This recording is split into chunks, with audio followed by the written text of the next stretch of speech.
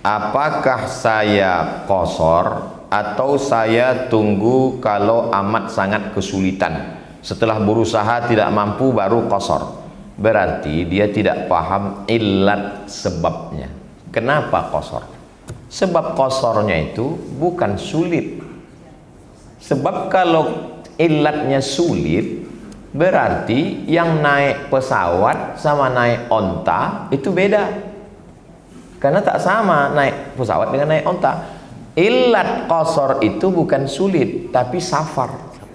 Asal sudah mencapai safar itu, ada yang mengatakan 82 kilo, ada yang mengatakan 85 kilo. Saya memakai Al-Fiqhul Islami wa Adillatuh Syekh Wahbah Zuhaili 88, sekian. Kalau susah mengingatnya 90, 89. 89 ini kadang payah. Kalau dari pengajian ingat jadi 98. Ingat aja Wali Songo, siji loro telu papat lima enam pitu wolu songo 90. Asal udah mencapai itu qasar lah. Saya tak mau qasar Pak Ustadz. Kenapa tak mau qasar? Karena dulu mereka kan naik onta, jalan kaki. Kita sekarang kan naik pesawat. Maka beramal ini bukan ikut perasaan. Nah, kalau beramal nih ikut perasaan, orang yang biasa berwudu disuruh tayamum dia tak mau. Saya kalau tayamum ini rasa tak sembahyang Pak Ustadz. Makanya beramal ini adalah dengan ilmu. Kalau sudah beramal dengan ilmu, dilaksanakan, terbiasa dengan itu, barulah rasa itu berubah. Jadi kalaulah orang memperturutkan rasa, rasa itu tak bertepi. Kalau menurutkan akal, akal itu tak berbatas. Apa batas akal dan rasa? Syariat. Makanya orang tasawuf yang meninggalkan syariat tak berbatas, dia tak kemana-mana perginya. Maka syariat, asy-syari'atu bila haqiqatin batilah wal haqiqatu bila syari'atin atilah. Kalau hakikat tanpa syariat hampa, dia tak ada isinya. Maka tidak mengikuti rasa-rasa. Yang mengikuti rasa itu berbuka puasa. Perlu ada rasa. Nah, ini tentang masalah. Asal udah dapat ilatnya, safar, laksanakan. Nah, itu. Yang kedua, Ustadz menyebutkan dalam contoh ini puasa ada, sholat ada, tapi tak ada jelaskan bagaimana tentang haji. Padahal haji yang jelas ada, walillahi 'alan nasi hajjul baiti man istata'a. Jadi saya sebutkan definisi lughatan, wastilahan, pendapat ulama, baru sebagai beberapa contoh. Istita'ah ini dalam semua ibadah. Mana contohnya? Fattaqullaha mastata'tum. Maka dalam semua ibadah ada istita'ah. Lalu kenapa Ustaz jelaskan cuman dalam sholat dan puasa? Karena memang kita fokusnya namanya pun kultum kan, kuliah 7 menit. Kuliah 7 ini tidak adil juga. Yang mau disampaikan 7 menit, tapi Ambo menyampaikan 50 menit. Nah, artinya example, sebagai contoh saja, sebagai contoh kasus saja yang Ambo sebutkan tadi. Bukan berarti istita'ah itu hanya ada pada sholat dan pada puasa. Ustadz tadi membacakan hadis. Hadisnya sahih, sahih Bukhari, sahih Muslim. Sawabuhu, maka dapat pahalanya muqiman, seperti pahala orang yang muqim, wa sahihan, seperti pahala orang yang sehat. Sementara ada hadis lain mengatakan bahwa orang yang melaksanakan rukhsah dia dapat setengah.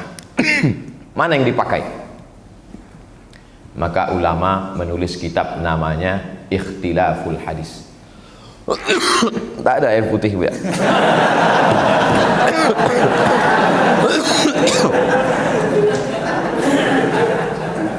Kok kan masuk istita'ah.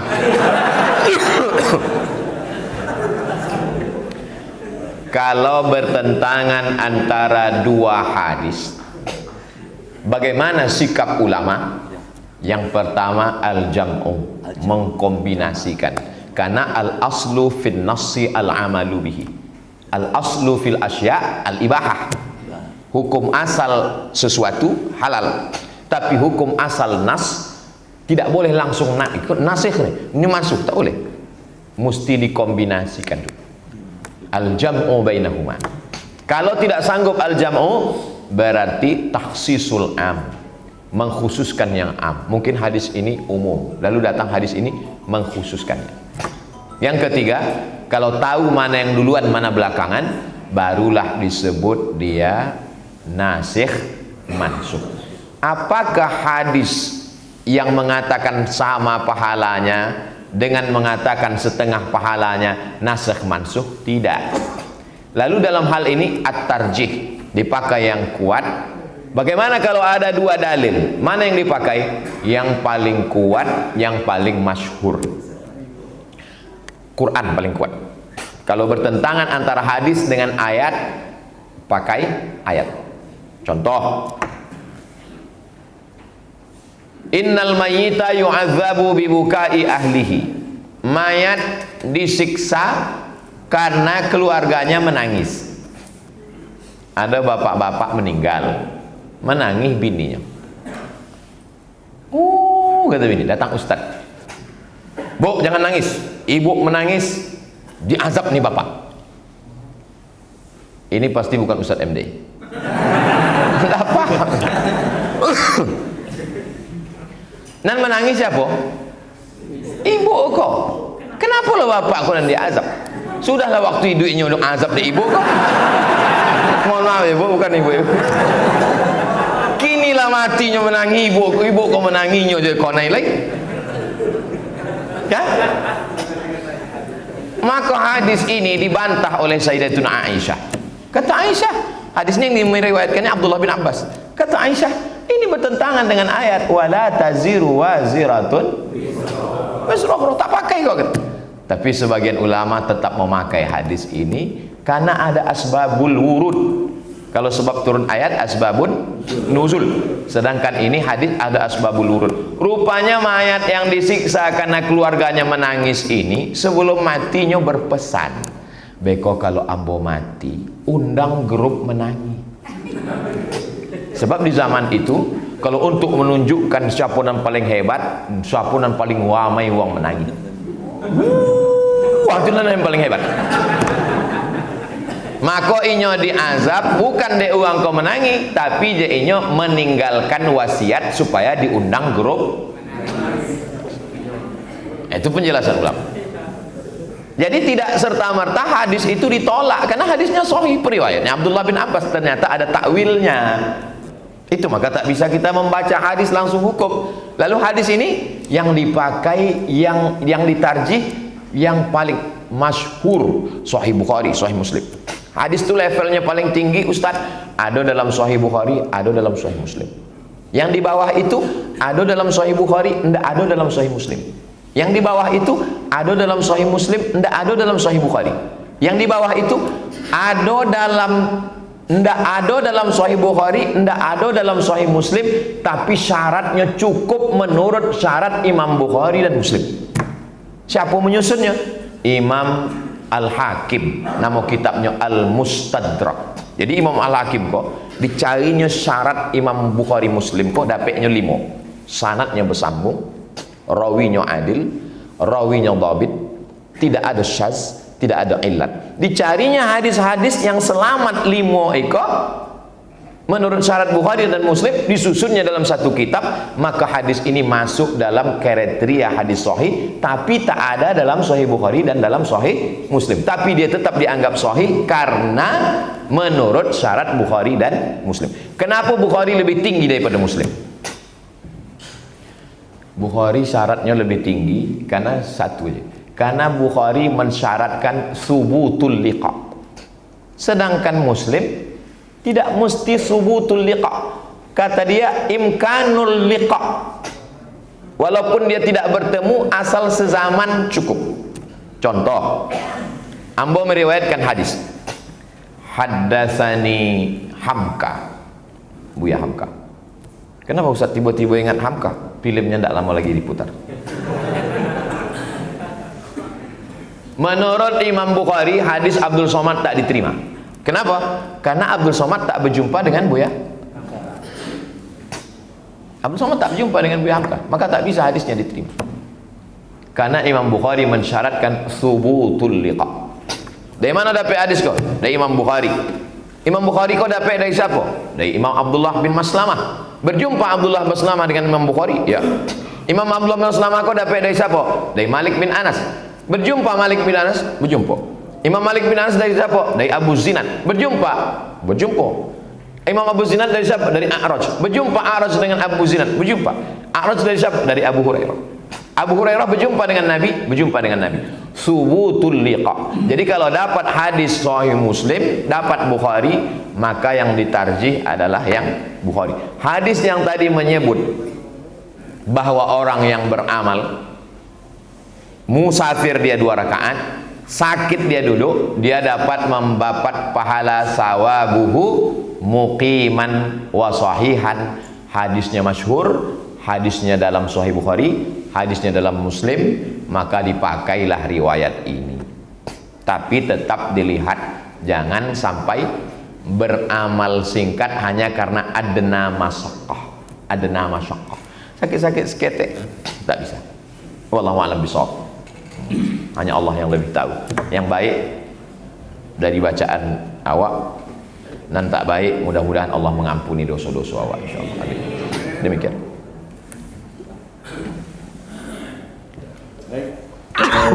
Kita rasa cukup untuk materi.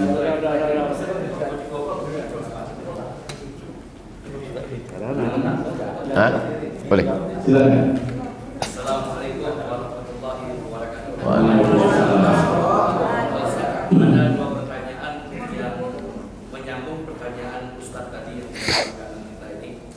Pertama tentang pertanyaan beliau jamak dan qashar. Nah, apakah jamak dan qashar itu kalau kita berpergian dari satu tempat ke tempat yang lain yang jaraknya itu 100 km, kemudian apakah ada syarat kita jamak dan qashar itu bila mana kita nginap di tempat itu, Pak Ustaz? Yang pertama, karena ada juga Ustadz yang menyampaikan itu harus nginap.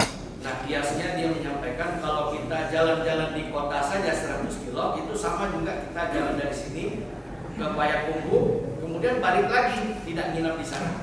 Nah, orang yang jalan dari sini ke Payakumbuh tidak nginap itu boleh nggak jamak qashar? Kemudian yang kedua tentang tadi sholat berdiri dengan sholat duduk. Nah, apakah benar ada ulama atau ustadz yang mengatakan kalau kita sakit lalu kita sholat duduk pahalanya itu sempurna, sedangkan hadis yang sholat duduk tadi itu setengah daripada sholat yang sudah ditanyakan tadi, sudah dijawab. Ya, maksudnya saya menyambung apa tadi. Baik, silakan yang di belakang terakhir. Ya, pertanyaannya, apakah itu sholat wajib dengan sholat sunnah, itu maksud saya. Apakah sholat wajib itu dia mendapatkan sempurna pahalanya penuh, dan sedangkan kalau sholat wajib dia mampu berdiri, dia sholat duduk, baru itu yang dikatakan mendapat pahala setengah. Baik. Terima kasih. Assalamualaikum. Yang terakhir, yang di belakang, singkat padat. Silakan. Hukum memberi makan pada pekerja di rumah kita yang tidak sholat seperti tukang misalkan. Yang kedua,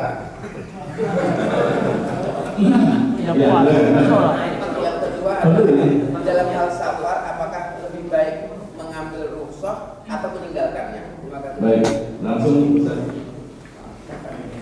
Innallaha yuhibbu an tu'ta rukhasuhu. Hadisnya Sahih Bukhari, Sahih Muslim, muttafaqun alaih. Sesungguhnya Allah suka kamu mengambil rukhsahnya. Menurut mazhab Hanafi wajib. Mazhab Hanafi wajib mengambil rukhsah. Tak boleh tamam 4 rakaat. Wajib 2. Sedangkan menurut mazhab Syafi'i afdal kita ambil rukhsah. Itu. Lalu kemudian Ustadz 89 km. Jadi kalau ada orang berputar-putar di Pekanbaru nih, berputar Maksudnya itu ustad cerak pagi subuh di sana, habis itu kajian zuha, habis itu kultum, habis itu berputar jadi Pekanbaru 89. Kalau gitu boleh lah nyo kosor. Ini namanya pikih akal-akalan. Nya ndak bisa membedakan musafir, mukim, mustautin. Tak tahu dia membedakan mana musafir, mana. Kalau orang Pekanbaru berputar-putar di Pekanbaru 1000 kilo, apa namanya? Mukim. Tapi kalau Ambo sampai ke Payakumbuh, itu namanya musafir. Buka cabang di Payakumbuh, itu namanya mustautin. Joleh. Jadi bukan tengok kilometer, mesti menginap dulu. Hah? Jadi safar, kau rusak konsentrasi orang kalau lah, joleh. Jadi bukan awak di dalam kota kau berputar-putar. Kita tetap mukim ini karena di Pekanbaru ini mukim. Walaupun berkeliling dari pagi sampai maghrib berkeliling, itu mukim dia. Ini tempat dia mukim. Memang di sini dia tinggal. Tidak di berapa kilo dalam Al-Fiqhul Islami wa Adillatuh 88, sekian 89 kalau mau dibulatkan. Kalau mau bulat betul 90. Berapa hari? 4 hari 4 malam, tidak dihitung perjalanan. Misal dari sini mau ke Padang, berangkat pagi hari Selasa. Berangkat pagi hari Selasa. Zuhur asar dijamak jadi Payakumbuh. Lalu kemudian lanjutkan ke Bukit Tinggi sampai di Padang maghrib. Maka hari Selasa ini tak dihitung. Yang dihitung 4 hari itu Rabu, Kamis, Jumat, Sabtu. Sabtu sore maghrib, Sabtu sore barulah dia tidak lagi boleh menjamak karena sudah terhitung 4 hari. Kalau payah menghitung hari, hitung 20 kali sholat. 5, 10, 15, 20. Referensi Al-Fiqhul Islami wa Adillatuh. Tapi Nabi Muhammad 19 hari di Madinah, di Makkah kosor terus. Nabi waktu peristiwa Fathu Makkah, pembebasan kota Makkah tahun ke-8, panglima perangnya namanya lupa pula, Sa'ad bin Ubadah. Lalu kemudian ketika sampai di kota Makkah 19 hari Nabi kosor terus.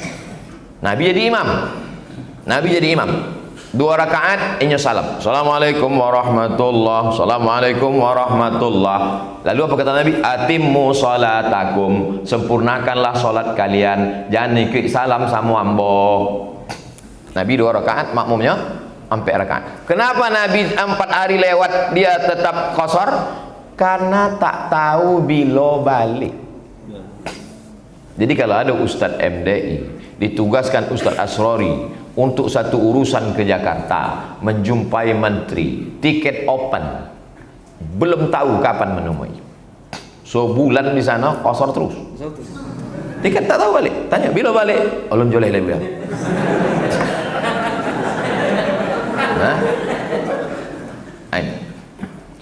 Tentang masalah orang yang sholat tadi, maka kalau dia musafir dia dapat pahala mukim. Itu Pak Ustadz sholat wajib apa sholat sunat? Mana ada orang sholat sunat musafir? Sedangkan yang wajib menjadi 2. Sedangkan yang wajib menjadi 2.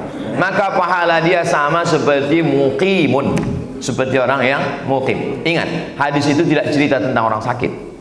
Hadis itu bercerita tentang orang safar dan sakit. Seandainya hadis itu bercerita tentang orang sakit, maka besar dugaan mungkin ada sholat sunat dan sholat fardu. Tapi hadis ini bercerita tentang safar dan musafir dan sakit.